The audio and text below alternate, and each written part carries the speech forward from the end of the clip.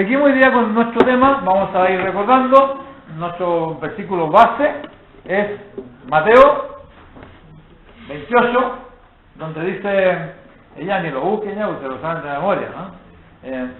Ir por todo el mundo, dice, y hacer discípulos. Hacer discípulos, ¿no? ¿Cómo? Primero, bautizándolos en el nombre del Padre, del Hijo y del Espíritu Santo, así son los discípulos. Se bautizan. Y después, ¿qué más? Enseñándoles. El discípulo se forma en toda su vida cristiana, se forma un discípulo, se está formando siempre. Porque el final del discipulado es cuando estemos a la estatura de la medida del Señor Jesucristo. Por eso que el Señor siempre levanta muchos hermanos que nos enseñan y que nos dan la palabra para que vamos afirmando el discipulado. Pero el discipulado se mantiene y se afirma con la enseñanza. Por eso que le dice hacer discípulos enseñándoles que guarden o que obedezcan todas las cosas que yo os he mandado. Aquí yo estoy con vosotros hasta el fin. Y bueno, comenzamos por los mandamientos del Señor. Comenzamos el capítulo 13. Capítulo 13 del Evangelio según San Juan.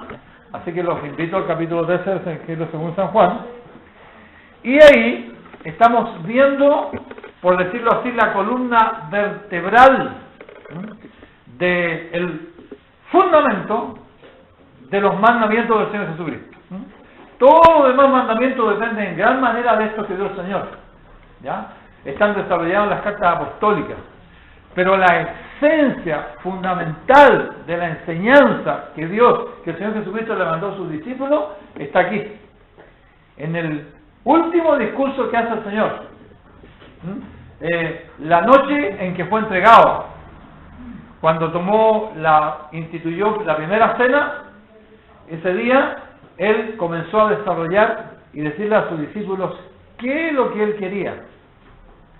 Que fueran a todas las naciones y que enseñaran. Además de bautizarlos, tenían que enseñarles.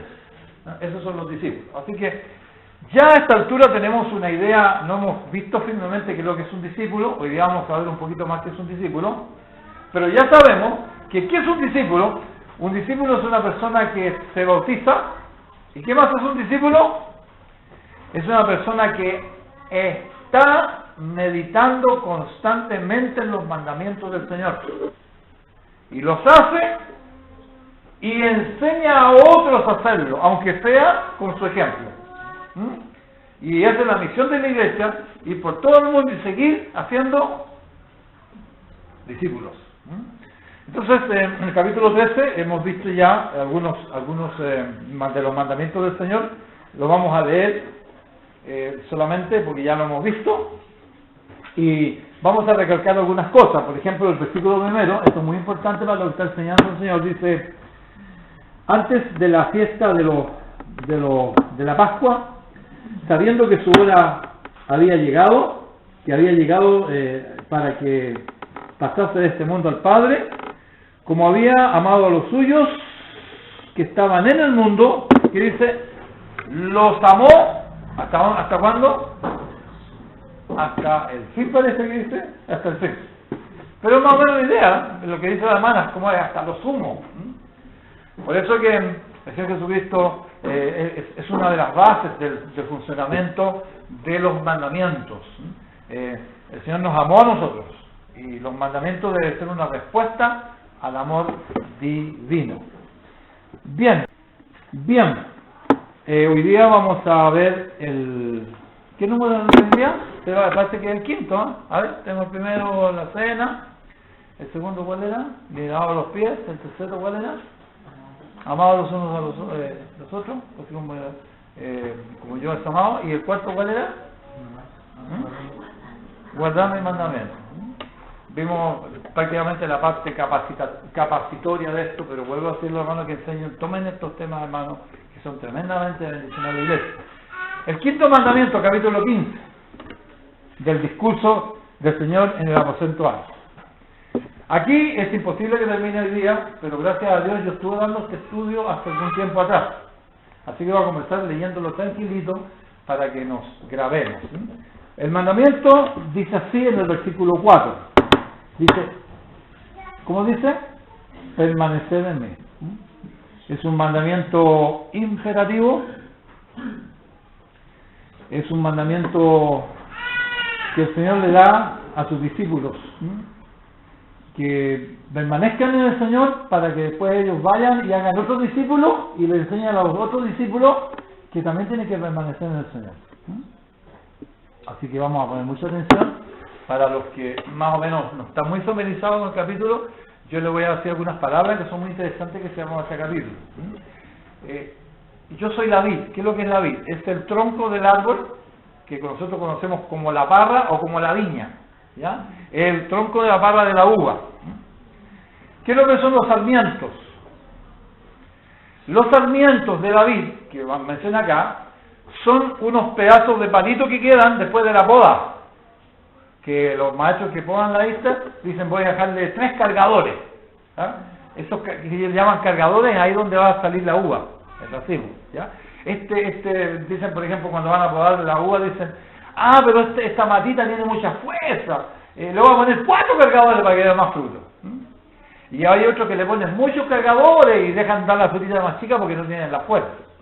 Bueno, esta es la vid verdadera, es Jesucristo. Se compara con un árbol con raíz y tronco que alimenta los cargadores o sarmientos. Con eso en mente, vamos a leer tranquilamente la ilustración del Señor. Vamos a grabarnos primeramente lo que dijo el Señor y vamos a, según nos dé el tiempo, a señalar algunas cosas muy importantes.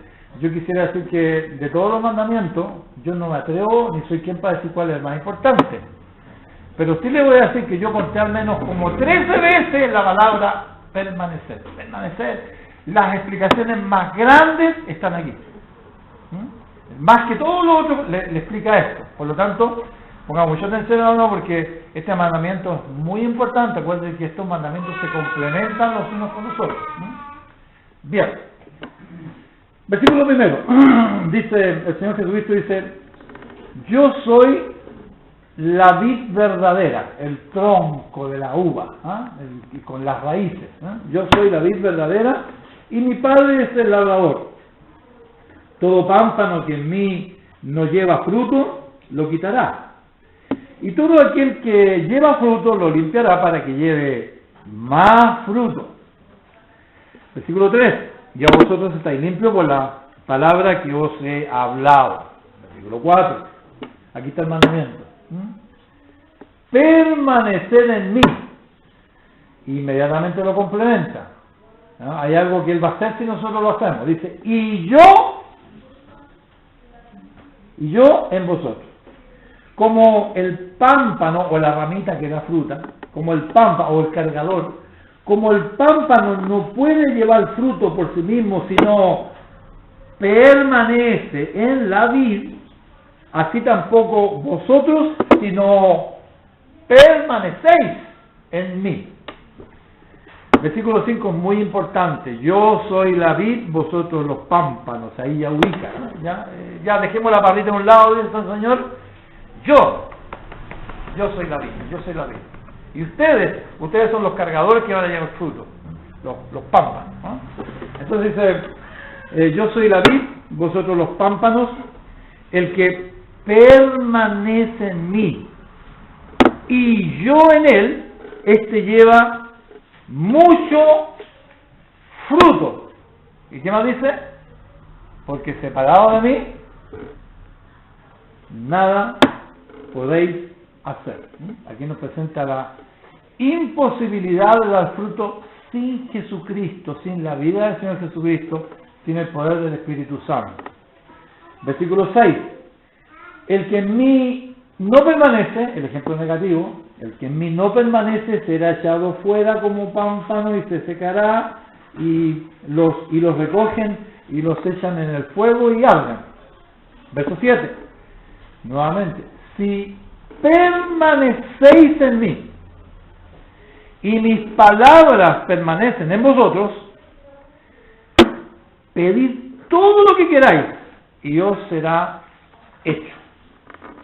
En esto es glorificado mi Padre, en que lleve mucho fruto y seáis así que mis discípulos. Hoy día vamos a aprender un poquito más que es un discípulo.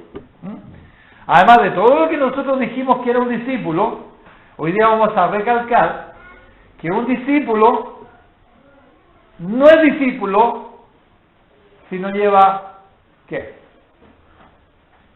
¿Cuál es la característica de un discípulo según lo que hemos leído? Si no lleva fruto.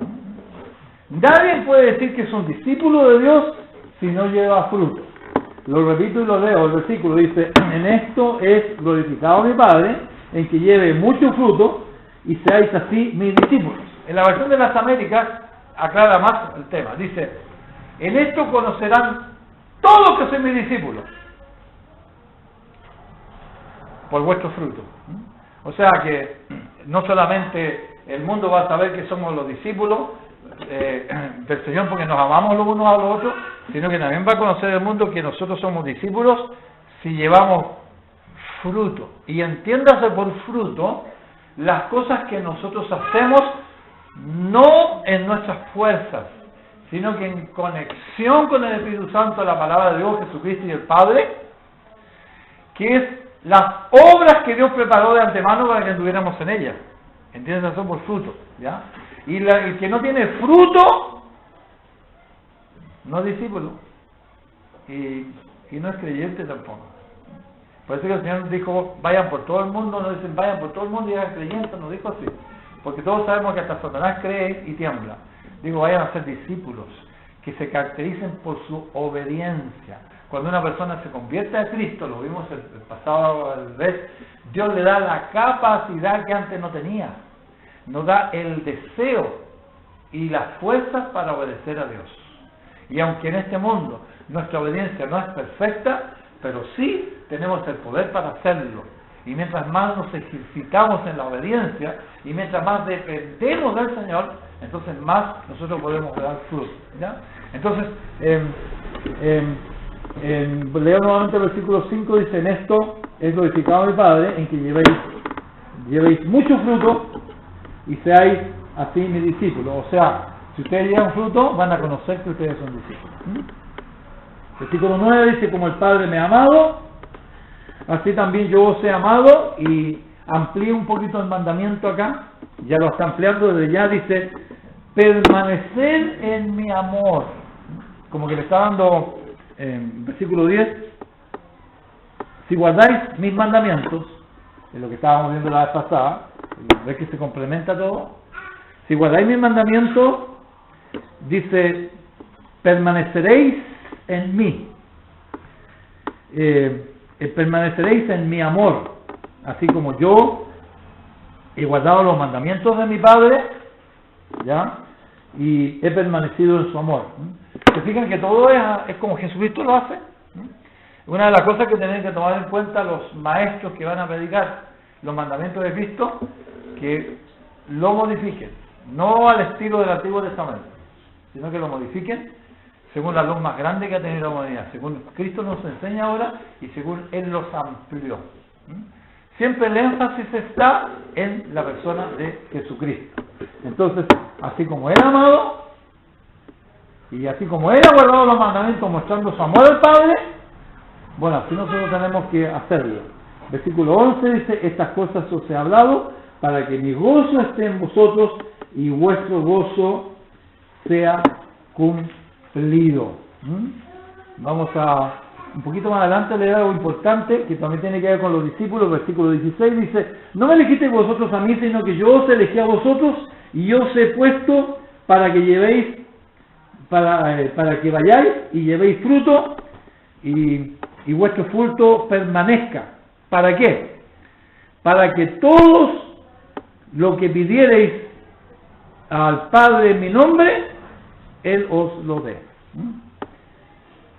Bien, quizás podemos leer un poquito en capítulo 16, versículo 23, la parte B del versículo 23, de cierto os digo, que todo cuanto pidiereis en mi nombre, os lo daré.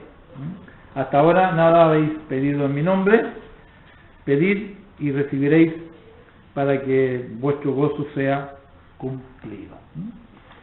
Bien, vamos a ver algunas misceláneas.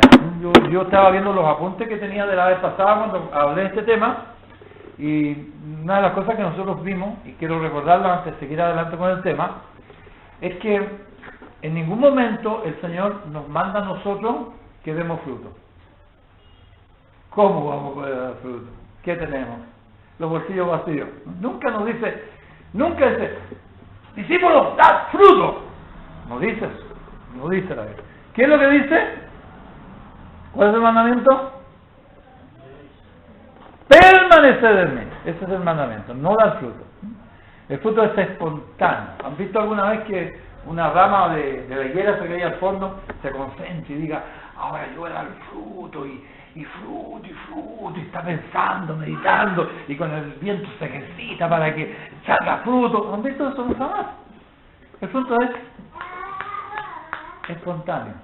Otra de las cosas que vi en mis apuntes de cuando tomé este tema fue que el fruto es según la naturaleza del árbol. Esto es muy importante, es muy básico, ¿ya? Ustedes ven una mata de higuera, como la que está al fondo, ¿y qué es lo que da esa mata? ¿Y qué más?